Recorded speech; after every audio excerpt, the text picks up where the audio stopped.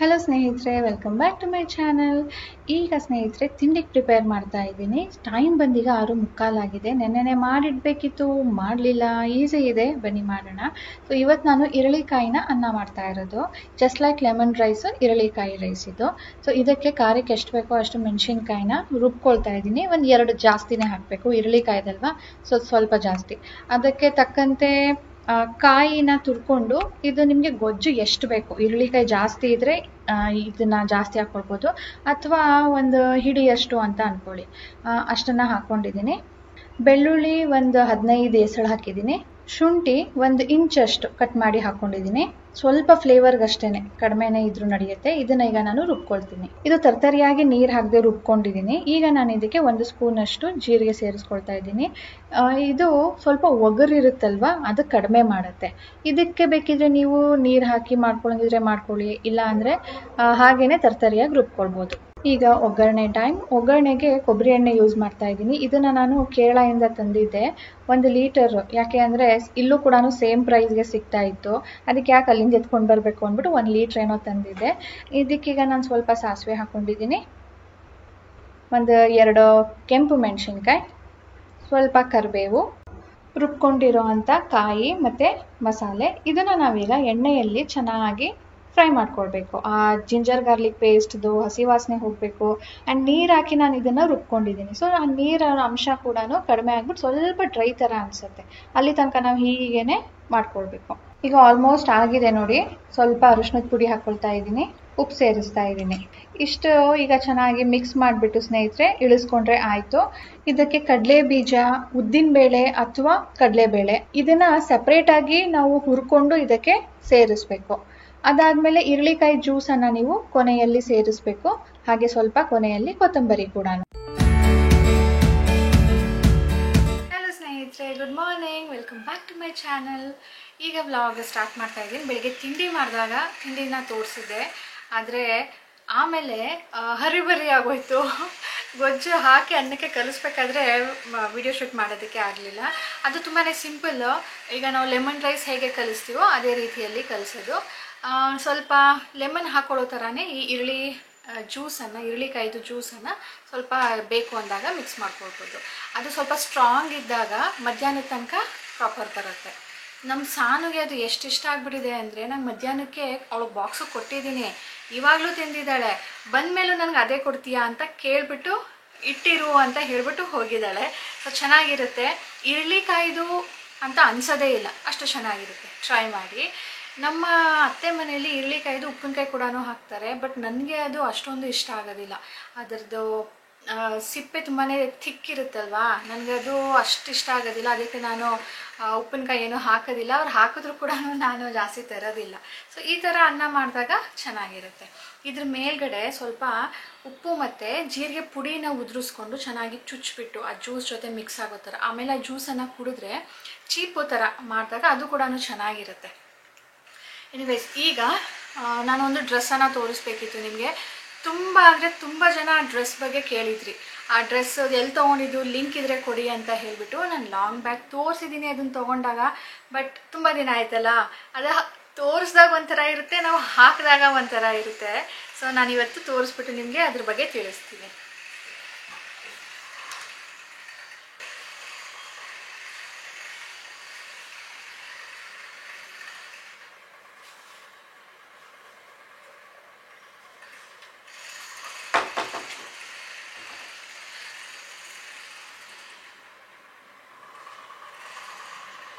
ಈ ಡ್ರೆಸ್ ಬಗ್ಗೆ ತುಂಬ ಜನ ಕೇಳಿದ್ರಿ. ಇದು ನಾನು ಫಸ್ಟ್ ಹಾಕಿದ್ದು ನನ್ನ ಆ್ಯನಿವರ್ಸರಿಗೆ. ಆಮೇಲೆ ನೆಕ್ಸ್ಟ್ ಈಗ ಕೇರಳ ಟ್ರಿಪ್ ಹೋದಾಗ ಹಾಕಿದ್ದೆ. ಇದರ ಫಿಟ್ಟಿಂಗು, ಕ್ವಾಲಿಟಿ, ಅದು ನಮ್ಮ ಬಾಡಿ ಫಿಟ್ಗೆ ಎಷ್ಟು ಚೆನ್ನಾಗಿ ಹೊಂದ್ಕೊಳ್ಳುತ್ತೆ ಅಂದರೆ ತುಂಬಾ ಚೆನ್ನಾಗಿ ಕಾಣ್ತಾ ಇತ್ತು. ನೋಡಿದಾಗ ಇಟ್ಸ್ ಲೈಕ್ ಸಿಂಪಲ್ ಡ್ರೆಸ್ ಅಷ್ಟೇ, ಬಟ್ ಹಾಕೊಂಡಾಗ ತುಂಬಾ ಚೆನ್ನಾಗಿ ಕಾಣ್ತಾ ಇತ್ತು. ಹಾಗಾಗಿ ನೀವು ಕೇಳಿದ್ದೀರಾ ಅಂತ ಗೊತ್ತು. ಇದು ಎಲ್ಲಿ ಸಿಗತ್ತೆ, ಆನ್ಲೈನಲ್ಲಂತೂ ಅಲ್ಲ, ಅಂಗಡಿಲೂ ಅಲ್ಲ. ನಾನು ಬಾಂಬೆಗೆ ಹೋದಾಗ ಲಾಸ್ಟ್ ಅಕ್ಟೋಬರಲ್ಲಿ ಹೋಗಿದ್ನಲ್ವ, ಅಲ್ಲಿ ಒಂದು ಕೊಲಾಬಾ ಕಾಸ್ವೆ ಅಂತ ಸ್ಟ್ರೀಟ್ ಇದೆ. ಅಲ್ಲಿ ಬ್ರ್ಯಾಂಡೆಡ್ ಬಟ್ಟೆಗಳು ಸಿಗುತ್ತೆ. ಅದು ಡ್ಯಾಮೇಜ್ ಇರುತ್ತೆ ಅನ್ನೋ ಹಾಗಿದ್ರೆ ಆ ಥರ ಏನೂ ಇಲ್ಲ. ಅಲ್ಲಿ ಎಲ್ಲ ಬ್ರ್ಯಾಂಡೆಡ್ ಬಟ್ಟೆಗಳು ಕೂಡ ಕಡಿಮೆಗೆ ಸಿಗುತ್ತೆ. ತುಂಬ ಜನ ಇಷ್ಟಪಟ್ಟಿದ್ರಿ, ಹಾಗಾಗಿ ತೋರಿಸಿದ್ದೀನಿ. ಇದು ಆನ್ಲೈನಲ್ಲ, ಆನ್ಲೈನಲ್ಲಿ ನಾನು ಇಂಥದ್ದೆಲ್ಲೂ ನೋಡಿಲ್ಲ. ಚೆನ್ನಾಗಿದೆ. ಎನಿವೇಸ್ ಈಗ ಅದರ ಕ್ಲಾರಿಟಿ ಆಯಿತು. ಮತ್ತು ಕೇರಳ ಬಗ್ಗೆ ಏನಾದರೂ ಕೇಳಿದ್ರಾ? ಏನಿಲ್ಲ. ಇನ್ನೇನಾದರೂ ಇನ್ಫಾರ್ಮೇಷನ್ ಬೇಕಿದ್ರೆ ಕೇರಳ ರಿಲೇಟೆಡ್ ನೀವು ಕಮೆಂಟ್ ಮಾಡಿ, ನಾನು ಆದರೆ ಅಲ್ಲೇ ರಿಪ್ಲೈ ಮಾಡ್ತೀನಿ, ಇಲ್ಲಾಂದರೆ ನೆಕ್ಸ್ಟ್ ವ್ಲಾಗಲ್ಲಿ ನಿಮ್ಮ ಜೊತೆ ಶೇರ್ ಮಾಡ್ತೀನಿ. ಸೊ ಬನ್ನಿ, ಸಾನು ಸ್ಕೂಲ್ಗೆ ಹೋಗಿದ್ದಾಳೆ. ಇವತ್ತಿನ ದಿನ ಹೇಗಿರುತ್ತೆ ನೋಡೋಣ. ಮಧ್ಯಾಹ್ನಕ್ಕೆ ಅಡುಗೆ ಮಾಡಬೇಕು. ಅಡುಗೆಗೆ ಇವತ್ತು ರ್ಯಾಡಿಶ್ ತೆಗೆದಿಟ್ಟಿದ್ದೀನಿ, ಮೂಲಂಗಿ ಸಾರು ಮಾಡೋಣ ಅಂತ ಹೇಳಿಬಿಟ್ಟು. ಮತ್ತು ಸಣ್ಣ ಪುಟ್ಟ ಕೆಲಸಗಳು ಇದೆ, ಮಾಡೋಣ. ಸೊ ಸಣ್ಣ ಪುಟ್ಟ ಕೆಲಸಗಳಲ್ಲಿ ಮೊದಲನೇದು ಮೆಂತೆ ಮುದ್ದೆ ಮಾಡೋದಕ್ಕೆ ಹಸಿಟ್ಟು ಮಾಡಿಸ್ಬೇಕು. ಅದಕ್ಕೆ ಪ್ರಿಪ್ರೇಷನ್ ಮಾಡ್ಕೊಳ್ತಾ ಇದ್ದೀನಿ. ಈ ಗೋಧಿ ತಂದಿಟ್ಟು ಸುಮಾರು ದಿನ ಆಯಿತು. ನಾನು ಹಸಿಟ್ಟು ಖಾಲಿಯಾಗೋ ಮುಂಚೆನೇ ತಂದಿಟ್ಟಿದ್ದೆ, ಬಟ್ ಮಾಡೋದಕ್ಕಾಗಿರಲಿಲ್ಲ.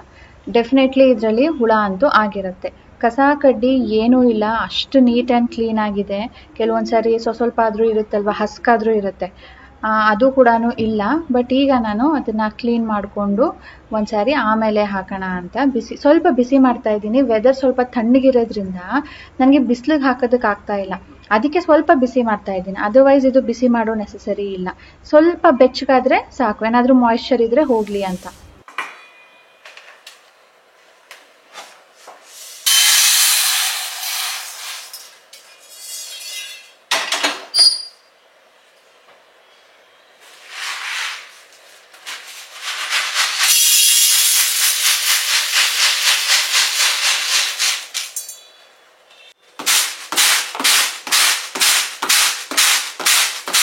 ಇದಕ್ಕೆ ಮೆಷರ್ಮೆಂಟ್ ಹೇಳಬೇಕಂದ್ರೆ 3 kg ಗೋಧಿ ತೊಗೊಂಡಿದ್ದೀನಿ, 3 ಪಾವ್ ಅಕ್ಕಿ ತೊಗೊಂಡಿದ್ದೀನಿ. ಈ ಅಕ್ಕಿನ ತೊಳೆದ್ಬಿಟ್ಟು ಒಣಗಿಸಿದ್ದೀನಿ. ಅದು ಈಗ ಕ್ಲೀನ್ ಮಾಡಿಕೊಂಡು ಇದು ಕೂಡ ಸ್ವಲ್ಪ ಬೆಚ್ಚಗೆ ಮಾಡ್ಕೊಳ್ತೀನಿ. ಯಾಕಂದರೆ ವೆದರ್ ಅಷ್ಟೊಂದು ಬಿಸಿ ಇಲ್ಲ ಅಲ್ವಾ, ಒಂಥರ ತಣ್ಣಗೆ ಅನಿಸತ್ತೆ. ಸೊ ಇದ್ರ ಜೊತೆ ನಾವು ಮೆಂತೆ ಮಿಕ್ಸ್ ಮಾಡಬೇಕು. ಮೆಂತೆ ಬಂದು ಅತ್ತೆ ಪ್ರಕಾರ 1 kgಗೆ 100 ಗ್ರಾಮ್ಗಿಂತನೂ ಕಡಿಮೆ ಹಾಕು ಅಂತ ಅವ್ರು ಹೇಳೋದು. ಬಟ್ ರಾಜೇಶ್ ಕಹಿ ಆಗುತ್ತೆ ಅಷ್ಟೇ ಅಲ್ವಾ, ಮೆಂತೆ ಒಳ್ಳೇದು, ನೀನು ಜಾಸ್ತಿನೇ ಹಾಕು, 100 ಗ್ರಾಮ್ ಫುಲ್ ಹಾಕ್ಬಿಡು 1 kgಗೆ ಅಂತ ಹೇಳ್ತಾರೆ. ಸೊ ಅದಕ್ಕಿಂತ ಜಾಸ್ತಿ ಹಾಕಿದ್ರು ಪರವಾಗಿಲ್ಲ ಅಂತಾರೆ. ಹಾಗಾಗಿ ನಾನೇನು ಮಾಡ್ತೀನಿ, 3 kgಗೆ 300 ಗ್ರಾಮ್ಗಿಂತ ಒಂದು ಚೂರು ಜಾಸ್ತಿ ಹಾಕ್ತೀನಿ. ಇದನ್ನು ನಾನು ಮೆಷರ್ ಮಾಡ್ಕೊಳ್ತಾ ಇದ್ದೀನಿ. ಯಾಕೆ ಅಂದರೆ ಅರ್ಧ kg ತಂದುಬಿಟ್ಟಿದ್ದೀನಿ, ಅದರಲ್ಲಿ 300 ಗ್ರಾಮ್ ತೆಗಿಬೇಕಲ್ಲ. ಸೊ ಗ್ಲಾಸಲ್ಲಿ ಮೆಷರ್ ಮಾಡ್ಕೊಳ್ತಾ ಇದ್ದೀನಿ. ಸೊ 2 ಗ್ಲಾಸಲ್ಲಿ ಫುಲ್ ಬಂದಿದೆ, ಅಂದರೆ 1/4 kg ಇದೆ. ಹಾಗಾಗಿ 1 ಗ್ಲಾಸ್ ಫುಲ್ಲು ಮತ್ತು ಇನ್ನೊಂದರಲ್ಲಿ 1/4 ಭಾಗ ಹಾಕಿದ್ರೆ 300 ಗ್ರಾಮ್ಗಿಂತ ಒಂದು ಚೂರು ಜಾಸ್ತಿ ಆಗುತ್ತೆ. ಇದು ಘಮ ಬಿಡೋ ತನಕ ನಾನು ಸ್ವಲ್ಪ ಬಿಸಿ ಮಾಡ್ಕೊಳ್ತೀನಿ. ಒಂಥರ ರೆಡಿಶ್ ಟರ್ನ್ ಆಗುತ್ತೆ, ಆವಾಗ ಇದನ್ನು ಇಳಿಸ್ಕೊಳ್ಬೇಕು. ಸೊ ಫೈನಲಿ ನಮ್ಮ ಮೆಂತೆ ಮುದ್ದೆಗೆ ಎಲ್ಲ ರೆಡಿಯಾಗಿದೆ. ಇದು ಮೆಂತೆ 300 ಗ್ರಾಮ್, ಅಕ್ಕಿ 3 ಪಾವು, ಗೋಧಿ 3 kg. ಇದನ್ನು ನೀವು 1 kg ಲೆಕ್ಕದಲ್ಲಿ, 2 kg ಲೆಕ್ಕದಲ್ಲಿ ಅಥವಾ 3 kg ಲೆಕ್ಕದಲ್ಲಿ ಈ ಥರ ಮಾಡ್ಕೊಳ್ಬೋದು. ಕೆಲವೊಬ್ಬರು ಇದಕ್ಕೇನೆ ಉದ್ದಿನ ಕಾಳು, ಕಪ್ಪುದ್ದಿನ ಕಾಳು ಬರುತ್ತಲ್ಲ, ಅದನ್ನು ಕೂಡ ಹಾಕೋತಾರೆ. ಅದು ಯಾವ ಮೆಷರ್ಮೆಂಟಲ್ಲಿ ಹಾಕಬೇಕು ಅಂತ ನನಗೆ ಗೊತ್ತಿಲ್ಲ. ನಾವು ರೆಗ್ಯುಲರಾಗಿ ಇಷ್ಟೇ ಮಾಡೋದು. ನಮ್ಮ ಮನೇಲಿ ಭಾನುವಾರ ಮೆಂತೆ ಮುದ್ದೆನೇ ಮಾಡೋದು. ಅದಕ್ಕೆ ನಾನು ಮಾಡಿ ಇಟ್ಕೊಳ್ತಾ ಇದ್ದೀನಿ.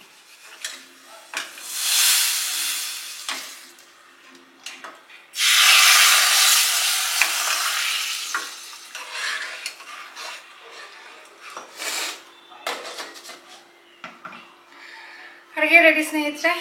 ಅನ್ನ ಬೆಳಿಗ್ಗೆನೆ ಮಾಡಿದ್ನಲ್ಲ, ಜಾಸ್ತಿ ಮಾಡಿಬಿಟ್ಟಿದ್ದೆ. ಈಗ ಸಾರಾಯಿತು. ನಾನಿವತ್ತು ಸಾನು ಕರ್ಕೊಂಡು ಬರೋದಕ್ಕೆ ಹೋಗಬೇಕು. ಅದಕ್ಕೆ ಒಂದು 10 ನಿಮಿಷ ಬೇಗ ಹೋಗೋಣ ಅಂತ ಹೇಳಿ ಅಂದ್ಕೊಂಡೆ. ಸ್ವಲ್ಪ ಕೆಲಸ ಇತ್ತು, ಸೊ ಬೇಗ ಮುಗಿಸ್ದೆ. ಸೊ ಈಗ ಇದನ್ನೆಲ್ಲ ಕ್ಲೀನ್ ಮಾಡಿಬಿಟ್ಟು, ಅಂದರೆ ಅಡುಗೆ ಮಾಡಬೇಕಾದ್ರೆಲ್ಲ ಹರಡಿರುತ್ತೆ, ಸ್ವಲ್ಪ ಪಾತ್ರೆಗಳನ್ನೆಲ್ಲ ತೊಳೆದಿದ್ದೀನಿ. ಅದಕ್ಕೆ ಇದನ್ನೆಲ್ಲ ಕ್ಲೀನ್ ಮಾಡಿಬಿಟ್ಟು ಈಗ ನಾನು ಹೊರಡಬೇಕು.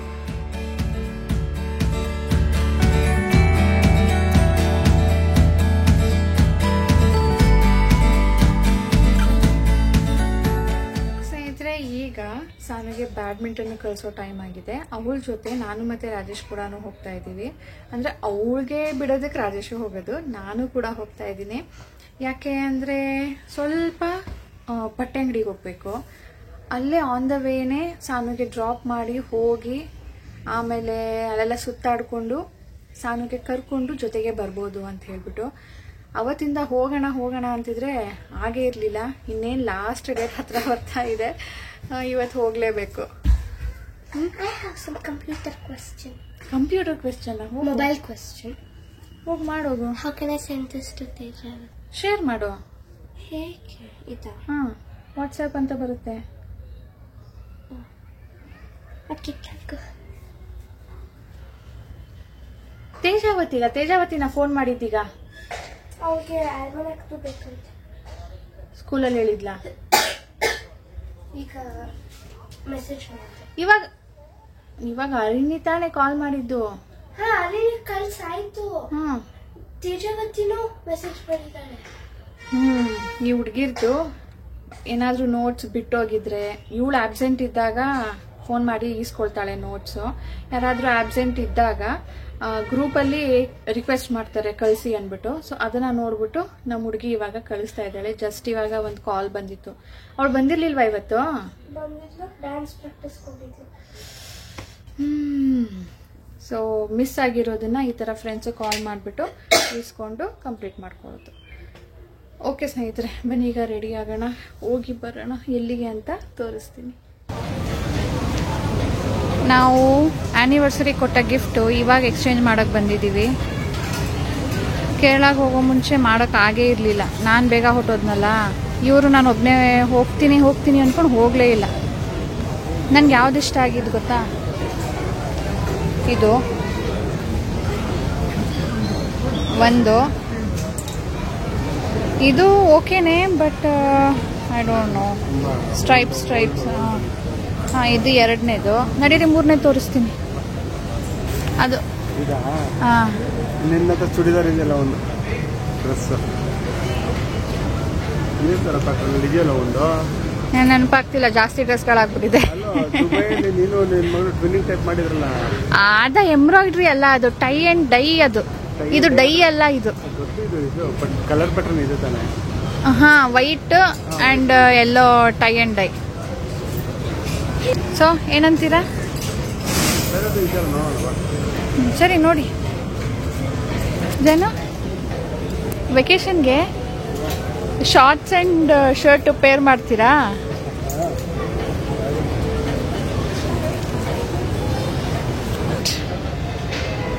ನೋಡಿ, ದೂರದಿಂದ ಪ್ಲೇನ್ ಕಾಣುತ್ತೆ, ಬಟ್ ಮುಂದೆಯಿಂದ ಸ್ವಲ್ಪ ಟೆಕ್ಸ್ಚರ್ ಇದೆ.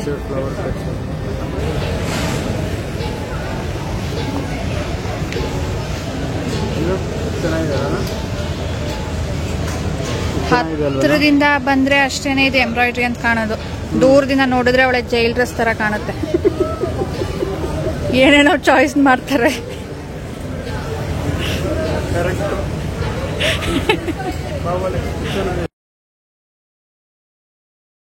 ಏನಾಯ್ತು? ಅದು ವೈಟ್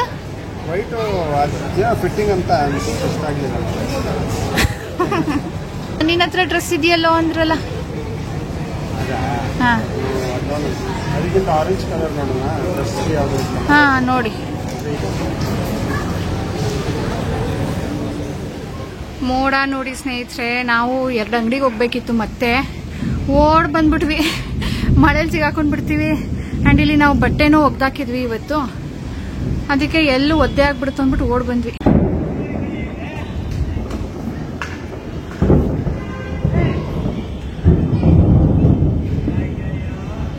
ಏನ್ ಜೋರಾಗಿ ಬರ್ತಿದೆ ಗೊತ್ತಾ? ಎಷ್ಟು ಚೆನ್ನಾಗಿದೆ ಅಲ್ವಾ? ಸೊ ಈಗ ಸಾನು ಇದನ್ನ ಮಾಡ್ತೀನಿ ಅಂತಿದ್ದಾಳೆ. ಅಮ್ಮ, ಈ ಹುಡುಗಿಗೆ ಅವತ್ತು ಹ್ಯಾಂಡ್ ವಾಶ್ ತಗೊಂಡಿದ್ವಿ ಅಲ್ವಾ, ಅದು ಮಾಡೇ ಇರಲಿಲ್ಲ. ಸೊ ಇವತ್ತು ಮಾಡ್ತಾ ಇದ್ದೀವಿ. 10 ರೂಪೀಸ್ಗೆ 200 ml ಬರುತ್ತಂತೆ. ಅದು ಎಷ್ಟು ತಿಕ್ಕಿರುತ್ತೆ, ಎಷ್ಟು ದಿನ ಬರುತ್ತೆ, ಒಂದ್ಸಾರಿ ಟ್ರೈ ಮಾಡೋಣ ಅಂತ ತಂದಿದ್ದೀನಿ. ಈಗ ಬಾಟಲ್ ಒಳಗಡೆ 200 ml ನೀರು ಹಾಕ್ಕೊಂಡಿದ್ದಾಳೆ. ಅದಕ್ಕೆ ಇದನ್ನು ಮಿಕ್ಸ್ ಮಾಡಬೇಕು. ಕಟ್ ಮಾಡಿ.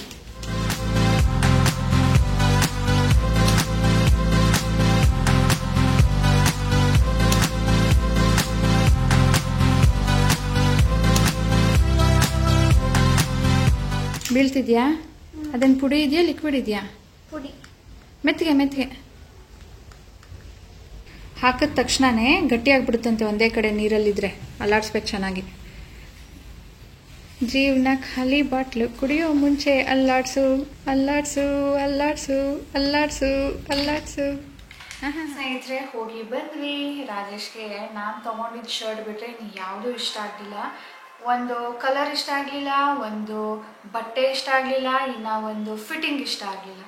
ನನಗೆ ಒಂದು ಎರಡೇನೋ ಇಷ್ಟ ಆಯಿತು. ನಾನು ಹೇಳಿದ್ನಲ್ವಾ, ನನಗೆ ಆಪ್ಷನ್ ಕೊಟ್ಟಿದ್ದಿದ್ರೆ ನಾನು ಎಲ್ಲನೂ ತೊಗೊಂಡ್ಬಿಡ್ತಿದ್ದೆ. ನನಗೆ ಡೌಟ್ ಬಂತು ಅವತ್ತೇ, ಇದೇನಾದರೂ ನಾನು 2-3 ತೊಗೊಂಡ್ಬಿಟ್ಟು ಆಮೇಲೆ ಅದರಲ್ಲಿ ಏನಾದರೂ ರಾಜೇಶ್ಗೆ ಇಷ್ಟ ಆಗಲಿಲ್ಲ ಅಂದರೆ ಎಕ್ಸ್ಚೇಂಜ್ ಮಾಡೋದಕ್ಕೆ ಅವ್ರಿಗೆ ಆಪ್ಷನ್ ಬೇಕಲ್ವಾ, ಬೇಡ ಸದ್ಯಕ್ಕೆ ಒಂದು ತೊಗೊಂಡಿರೋಣ, ಅದೇನಾದರೂ ಇಷ್ಟ ಆಗಲಿಲ್ಲ ಅಂದರೆ ಬೇರೆ ಆಪ್ಷನ್ಸ್ ಇದೆ, ಅದರಿಂದ ಏನಾದರೂ ಅವ್ರು ಚೂಸ್ ಮಾಡ್ಬೋದು ಅಂತ ತೊಗೊಂಡಿದ್ದು.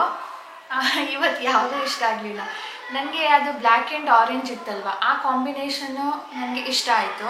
ರಾಜೇಶ್ಗೆ ಅದು ಇಷ್ಟ ಆಗಲಿಲ್ಲ. ಇನ್ನು ಒಂದು ಪ್ಲೇನ್ ಲೈಟ್ ವೈಟ್ ಕಲರ್ದೇ ಎಂಬ್ರಾಯ್ಡ್ರಿ ಇತ್ತು, ಅದೊಂಥರ ನೆಕ್ ಹಿಂಗಿತ್ತು, ಫಿಟ್ಟಿಂಗ್ ಏನೋ ಸರಿ ಇರಲಿಲ್ವಂತೆ, ಅದಕ್ಕೆ ಅದು ತೊಗೊಂಡಿಲ್ಲ. ಆಮೇಲೆ ನಾನು ನಂದು ಶಾಪಿಂಗಿಗೆ ಹೋಗಬೇಕಿತ್ತು, ನನಗೆ ಅಲ್ಲಿ ಹೋಗೋದಕ್ಕೆ ಆಗಲಿಲ್ಲ, ಮಳೆ ಬರೋಂಗಾಯ್ತಲ್ಲ, ಬಂದ್ಬಿಟ್ಟೆ. ಮತ್ತು ಮಧ್ಯಾಹ್ನ ನಾನು ಈ ಪ್ಲ್ಯಾಂಟ್ಸ್ನ ಶಾಪಿಂಗ್ ಮಾಡಿದೆ. ಇವತ್ತು ಬರಬೇಕಾದ್ರೆ ಒಂದು 2-3 ನರ್ಸರಿ ಇದೆ. ಸಾನುಗೆ ಹೇಳಿದೆ ಇವತ್ತು ನರ್ಸರಿಗೆ ಹೋಗೋಣ, ನನ್ನ ಕೆಲಸ ಇದೆ ಅಲ್ಲಿ ಅಂದ್ಬಿಟ್ಟು. ಸಾನು ಮಕ್ಕಳದು ನರ್ಸರಿ ಇರ್ತಲ್ಲ, ಕಿಂಡರ್ ಗಾರ್ಡನ್ನು, ಅದು ಅಂದ್ಕೊಂಡ್ಬಿಟ್ಟಿದ್ದಾಳೆ. ಅಲ್ಲಿಗೆ ಯಾಕೆ ಹೋಗುತ್ತೆ ಮಮ್ಮ, ಅಲ್ಲಿಗೆ ಯಾಕೆ ಹೋಗುತ್ತೆ ಮಮ್ಮ ಅಂದ್ಕೊಂಡೆ ಬಂದ್ಲಂತೆ. ಅದು ಎಲ್ಲಿದೆ ಅಂದ್ಕೊಂಡು ನಾನು ಆ ನರ್ಸರಿ ಹತ್ರ, ಪ್ಲ್ಯಾಂಟ್ ನರ್ಸರಿ ಹತ್ರ ನಿಲ್ಲಿಸಿದಾಗ ಓ ಇಲ್ಲಿಗ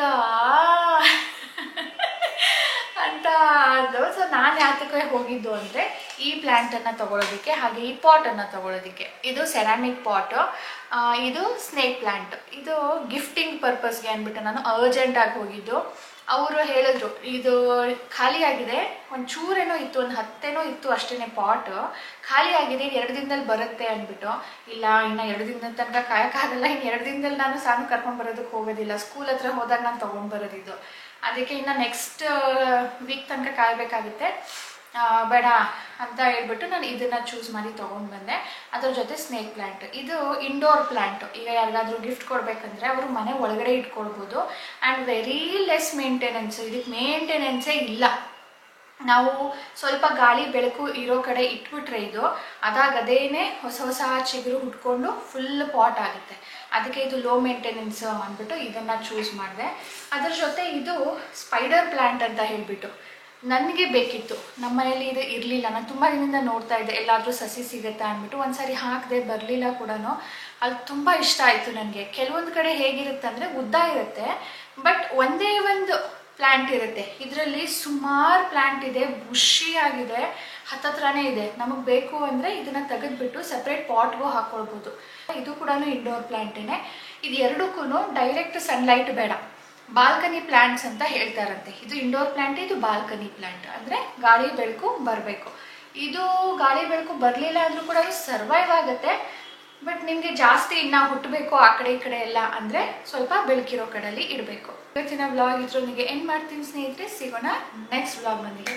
ನಂದು ಶಾಪಿಂಗ್ ಬಾಕಿ ಇದೆ, ಅದು ಯಾವಾಗ ಮಾಡ್ತೀನೋ ಗೊತ್ತಿಲ್ಲ. ಆನ್ಲೈನಲ್ಲಿ ಕೂಡ ನಡೆದಿದೆ. ಸೊ ಆನ್ಲೈನ್ದು ಆಮೇಲೆ ಹೊರಗಡೆ ಏನು ತೊಗೊಳ್ತೀನೋ ಎಲ್ಲನೂ ಒಟ್ಟಿಗೆ ತೋರಿಸ್ತೀನಿ ನಿಮಗೆ. ಓಕೆ ಸ್ನೇಹಿತರೆ, ಬಾಯ್ ಬಾಯ್, ಗುಡ್ ನೈಟ್. ಆ್ಯಂಡ್ ಪ್ಲೀಸ್ ಇಷ್ಟ ಆಗಿದ್ರೆ ಲೈಕ್ ಮಾಡಿ, ಇಲ್ಲ ಇಷ್ಟ ಆಗಲಿಲ್ಲ ಅಂದರೆ ಡಿಸ್ಲೈಕ್ ಮಾಡಿ. ಸಬ್ಸ್ಕ್ರೈಬ್ ಮಾಡದೆ ನೋಡ್ತಾ ಇದ್ರೆ ಪ್ಲೀಸ್ ಸಬ್ಸ್ಕ್ರೈಬ್ ಮಾಡ್ಕೊಳ್ಳಿ. ಸಿಗೋಣ ಮುಂದಿನ ವಿಡಿಯೋಲಿ. ಬಾಯ್ ಸ್ನೇಹಿತರೆ.